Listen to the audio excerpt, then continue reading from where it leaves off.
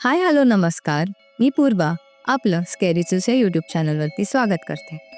इथे आम्ही अलौकिक कथा, ज्यांना आपण पॅरानॉर्मल ॲक्टिव्हिटीज देखील म्हणतो, असे अनुभव तुमच्यासमोर मांडणार आहोत. हे अनुभव सत्य घटनेवरती आधारित किंवा काल्पनिक देखील असू शकतात.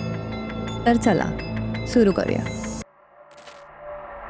तर आजची स्टोरी आहे प्रियाची. प्रिया जिने जस्ट नीटची एक्झाम क्लिअर केली आहे आणि तिचं मेडिकल कॉलेजमध्ये ॲडमिशन पण झालंय. ह्यामुळेच ती खूप खुश असते, कारण डॉक्टर बनणं हे तिचं लहानपणीचं स्वप्न असतं. तिचं ज्या कॉलेजमध्ये ॲडमिशन झालंय ते कॉलेज घरापासून लांब असल्यामुळे ती हॉस्टेलमध्येच राहणार होती. या सगळ्यामुळे तिच्या घराचं वातावरण खूप आनंदी असतं आणि त्यात तिची आजी आजारी पडते, म्हणून ती कॉलेज लेट जॉईन करते.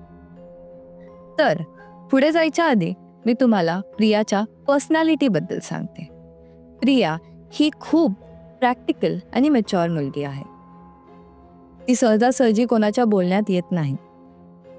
ती जोपर्यंत काही गोष्टी तिच्या डोळ्यांनी बघत नाही तोपर्यंत ती त्यावर विश्वास पण ठेवत नाही.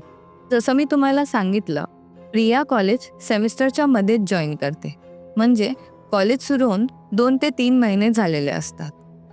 त्यामुळे तिला सिनियर्ससोबत रूम शेअर करावी लागते. हॉस्टेलमध्ये पोचून ती तिच्या रूमची आवरावर करून घेते, बॅग्स अनपॅक करते आणि बसलेलीच असते. तेवढ्यात तिचे 3 रूममेट्स येतात, म्हणजेच सोनल, साक्षी आणि तेजल.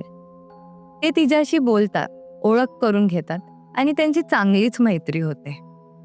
त्यानंतर ते सिनियर असल्यामुळे त्यांना हॉस्टेल आणि कॉलेजबद्दल बऱ्याचशा गोष्टी माहिती असतात. ते तिला सर्व गोष्टी सांगतात. मग ते तिला हॉस्टेल्सच्या रूल्सबद्दल सांगत असतात.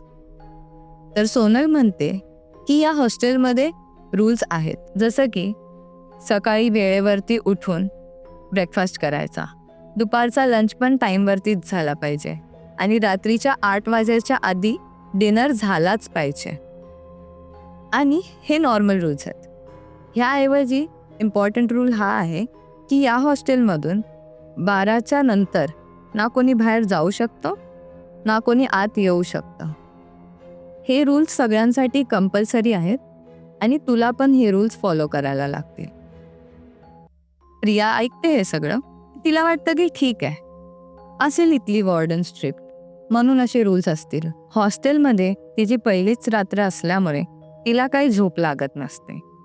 ते असताना कोणत्याही नवीन जागेला गेल्यावरती आपल्याला झोप नाही लागत किंवा काही लोकांना ॲडजस्ट व्हायला पण टाईम लागतो, म्हणून ती फक्त डोळे बंद करून पडलेली असते. तिला झोप लागतच असते. तेवढ्यात तिच्या वरच्या रूममधून कोणीतरी चालण्याचा आवाज येतो. तो आवाज ऐकल्यानंतर तिला वाटतं की बाबा, अशी कोण मुलगी आहे जी रात्री 12 वाजता चालत चालत अभ्यास करते. पण ती प्रवास करून खूप थकलेली असते, म्हणून ती ते इग्नोर करून झोपून जाते. दुसऱ्या दिवशी ती तयार होऊन कॉलेजला जाते. तिचा कॉलेजचा पहिला दिवस खूप चांगला जातो. ती नवीन फ्रेंड्स पण बनवते आणि तिचा जो अभ्यास राहिलेला असतो त्याचे नोट्स पण ती क्लासमेट्सकडून घेते. त्यानंतर ती परत हॉस्टेलला आल्यावर जेवण करून आजचे जे असाइनमेंट्स असतात ते पूर्ण करून घेते आणि मग रूममेटसोबत गप्पा मारत बसलेली असते. त्यानंतर ती झोपायलाच जात असते. तेवढ्यात तोच चालण्याचा आवाज तिला परत येऊ लागतो आणि असंच रोज 1 आठवडा तो आवाज तिला येत राहतो. संडेचा दिवस असल्यामुळे सगळ्या मुलींना सुट्टी असते आणि सर्व आपली कामं दुपारीच आटपून निवांत गप्पा मारत बसलेल्या असतात. तेव्हा प्रिया तो रात्रीचा चालण्याचा विषय काढते. तेव्हा ती मस्करीत हसत हसत म्हणते की आपल्या वरच्या रूममध्ये कोणतरी खूपच अभ्यासू मुली राहते का? तिचा रोज रात्री 12 वाजता चालत चालत अभ्यास करण्याचा आवाज येतो. तेव्हा सोनल तिला म्हणते की काय म्हणजे 12 वाजता आवाज येतो? आम्हाला तर नाही येत. आणि जर तुला त्याऐवजी पण असा काही आवाज येत असेल तर तू इग्नोर कर. प्रिया तिथे नवीन असल्यामुळे तिला काही हॉस्टेलबद्दल माहिती नसतं, म्हणून ती विषय सोडून देते. संडे असल्यामुळे रात्री ती तिच्या कॉलेज सिनियर्ससोबत एका फ्रेंडच्या घरी पार्टी करायला जाते. त्यानंतर पार्टी करून झाल्यावर सगळे फ्रेंड्स घरी जायला निघतात, तर प्रिया पण हॉस्टेलला जायला निघते. तेवढ्यात रेश्मा तिला म्हणते, तू कुठे चाललीस? 12 वाजत आले, आता हॉस्टेलला जाऊ नकोस. तर प्रिया तिला म्हणते की हो, माझ्या रूममेट्सनी पण सांगितलं होतं की 12 वाजल्यानंतर हॉस्टेलमध्ये यायचं नाही, पण मला नाही वाटत की तिकडे वॉर्डन एवढी स्ट्रिक्ट आहे आणि तिची माझ्यासोबत चांगलीच जमते, ती येऊन देईल मला हॉस्टेलमध्ये. तर रेश्मा तिला म्हणते, तुला माहिती नाही का हॉस्टेलबद्दल? वॉर्डनचा तर काय विषयच नाही आहे, ती तर इतकी स्ट्रिक्ट पण नाही. तर प्रिया बोलते, मग सगळे सारखं असं का म्हणत असतात की रात्री 12 वाजायच्या नंतर हॉस्टेलमध्ये यायचं नाही आणि बाहेर पण जायचं नाही? तर रेश्मा सगळ्यांना म्हणते की आज सगळे माझ्या घरीच थांबा, आपण प्रियाला सांगूया हॉस्टेलमध्ये 12 नंतर काय होतं ते. आता सगळेजण एका रूममध्ये सर्कल करून बसले. मग प्रिया लगेच विचारते की सांगा मला आता हॉस्टेलमध्ये नेमकं काय झालं होतं, लवकर सांगा. जसं की मी तुम्हाला आधीच सांगितलं होतं की गोष्टी जाणून घ्यायची किती क्युरिओसिटी आहे प्रियाला. तर रेश्मा सांगते की आत्ता जी वॉर्डन आहे ती यायच्या आधी जी वॉर्डन तिथे होती ती खूप स्ट्रिक्ट होती. 10 वाजल्याच्या नंतर ती कोणाला रूमच्या बाहेर फिरू पण नाही द्यायची.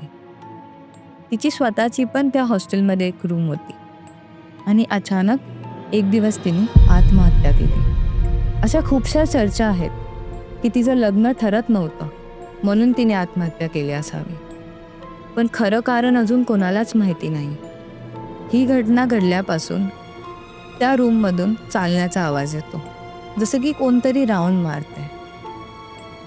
आणि जी ती रूम आहे ही तीच रूम आहे जी प्रियाच्या वरची आहे आणि म्हणून तिला सर्वात जास्त त्या चालण्याचा आवाज येतोय. रेश्मा तिला हेही म्हणते की जे काही रूल्स आहेत ते सगळे तू फॉलो कर आणि रात्री कुठेही जात जाऊ नकोस. तर प्रिया तिला म्हणते की तू काही टेन्शन घेऊ नको, मी सगळे रूल फॉलो करीन आणि स्वतःची काळजी घेईन.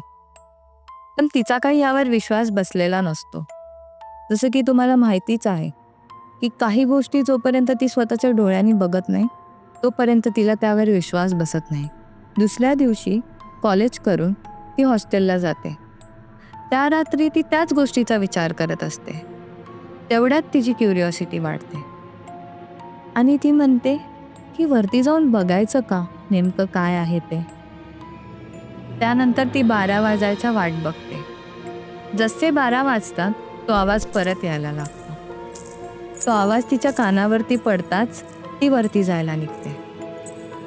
शिड्यांवरून ती वरती जात असताना तो आवाज हळूहळू कमी होत जातो. जशी ती वर पोचते तो आवाज अचानक बंदच होतो. पण वर पोचल्यानंतर ती बघते तर काय, त्या रूमला तर टाळा लागलाय आणि त्याच नव्हे तर त्या फ्लोअरवरती जितक्या पण रूम आहेत त्या सर्व रूम बंद आहेत.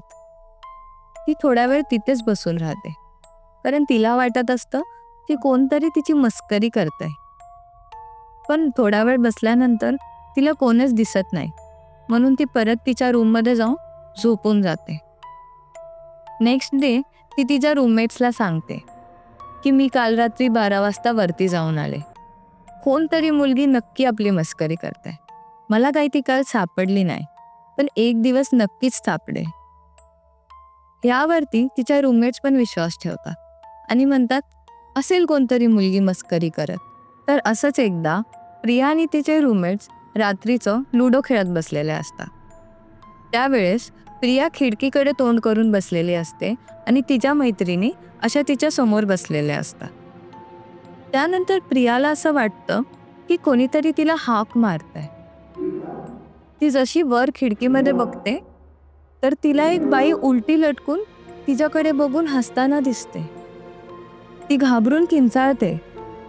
तिच्या मैत्रिणी दचकून तिला बघतात आणि बोलतात काय झालं? तर ती हडबडून बोलते की तिथे खिडकीमध्ये मला एक बाई दिसते, ती मला बघून हसते. तर तिच्या मैत्रिणी खिडकीकडे बघतात आणि त्यांना काहीच दिसत नाही, म्हणून त्या तिला बोलतात काय ग मस्करी करतेस, आम्हाला पण आवाज येतात पण आम्हाला असं काही दिसलं नाही, घाबरलो ना आम्ही. तर प्रिया त्यांना समजवते की मी खोटं नाही बोलत आहे, मला खरंच तिथे ती दिसली. तर तिच्या मैत्रिणी बोलतात की जाऊ दे, रात्र झाली आहे, आपण हा खेळ बस करूया आणि आता तू पण झोपून जा. प्रिया घाबरून झोपायला जाते. मध्यरात्री तिला झोपेत परत हाका ऐकू येतात. तेव्हा ती इतकी घाबरलेली असते की ती स्वतःला चादरीत घुसमटून झोपायचा प्रयत्न करते. तिने डोळे अगदी घट्ट बंद करून घेतलेले असतात आणि तो आवाज हळूहळू तिच्या जवळ येतोय. त्यानंतर तिला असं वाटतं की तिच्या डोक्यावरती कोणतरी उभं राहिलंय आणि वाकून तिच्याकडे बघायचा प्रयत्न करते. पण ती इतकी घाबरलेली असल्यामुळे ती तोंडाकडची चादर बिलकुल काढत नाही आणि तशीच झोपून जाते. दुसऱ्या दिवशी सकाळी प्रिया तापाने फणफणत उठते. तिची तब्येत खूप खालावलेली असते, तरी ती कशीबशी थोडंफार खाऊन गोळ्या घेऊन दुपारी परत झोपून जाते. त्यानंतर संध्याकाळी 6 वाजता जेव्हा वॉर्डन राऊंड मारायला येते तेव्हा ती प्रियाचा ताप चेक करते. तर ती तिला म्हणते की बाळा, तुझी तब्येत खूप खराब झाली आहे, तू तुझ्या घरी जायला पाहिजेस. पण आता खूप संध्याकाळ झाली आहे, रात्रीचा प्रवास करणं तुझ्यासाठी योग्य नाही. मी उद्या सकाळी कोणाला तरी तुला बसस्टॉपपर्यंत सोडायला पाठवते. सकाळी सोनल लवकर उठते आणि बघते तर काय, प्रिया तिच्या बेडवरती नव्हती. ती घाबरून तेजल आणि साक्षीला पण उठवते. ती त्यांना विचारते की तुम्ही प्रियाला कुठे बघितलंय का, ती कुठे गेली? तर त्या दोघी म्हणतात की आम्हाला नाही माहिती. तर त्या तिघीही मिळून अख्ख्या हॉस्टेलमध्ये प्रियाला शोधू लागतात, पण ती काय त्यांना दिसत नाही. अख्खं कॉलेज पालतं घातल्यानंतर त्यांना असं वाटतं की प्रिया इतकी घाबरलेली होती, बहुतेक ती कोणाला न सांगता घरी निघून गेली असावी. 1 आठवडा असाच निघून जातो. त्यानंतर प्रियाच्या आईचा कॉल सोनलला येतो. प्रियाची आई म्हणते की अगं, प्रिया आमचा कॉल उचलत नाही, आमच्या मेसेजला रिप्लाय पण देत नाही. ती आमच्यावर रागवली आहे का? ती आमच्याशी का बोलत नाही आहे? तर सोनल म्हणते, काय? प्रिया तर घरी यायला निघाली होती, ती अजून घरी आली नाही का? तर तिची आई शॉक होते आणि विचारते की असं मध्येच ती घरी यायला का निघेल? कॉलेज चालू असताना असं ती नाही करणार. तर सोनल तिने सांगते की तिला ताप आला होता आणि म्हणून तिला आम्हीच घरी पाठवलं. तर प्रियाच्या आईला काहीच कळत नाही. त्याच रात्री अख्ख्या हॉस्टेलमधल्या मुलींना तो चालण्याचा आवाज ऐकू आला आणि असं वाटत होतं की ती एका कोपऱ्यातून दुसऱ्या कोपऱ्याकडे चालत चालली आहे आणि तिच्या सोबत अजून एक आवाज येत होता, तो म्हणजे किंचाळण्याचा. आणि तो आवाज दुसरा तिसरा कोणाचा नसून प्रियाचा होता. आजपर्यंत कोणालाच माहिती नाही आहे की प्रिया कुठे गेली आणि नेमकं काय झालं होतं त्या रात्री. तर ही होती आजची स्टोरी. व्हिडिओ आवडला असेल तर कमेंटमध्ये नक्कीच कळवा आणि तुमचे देखील काही हॉस्टेलशी रिलेटेड अनुभव असतील तर आम्हाला खाली दिलेल्या व्हॉट्सअप नंबरवरती व्हॉइस मेसेज थ्रू तुम्ही तुमचे अनुभव शेअर करू शकता. असेच नवीन व्हिडिओ पाहण्यासाठी स्केरी चिल्स या चॅनलला सबस्क्राईब करा, इन्स्टाला फॉलो करा आणि फेसबुक देखील चेकआउट करा. तर पुन्हा भेटूया नवीन अनुभवासोबत.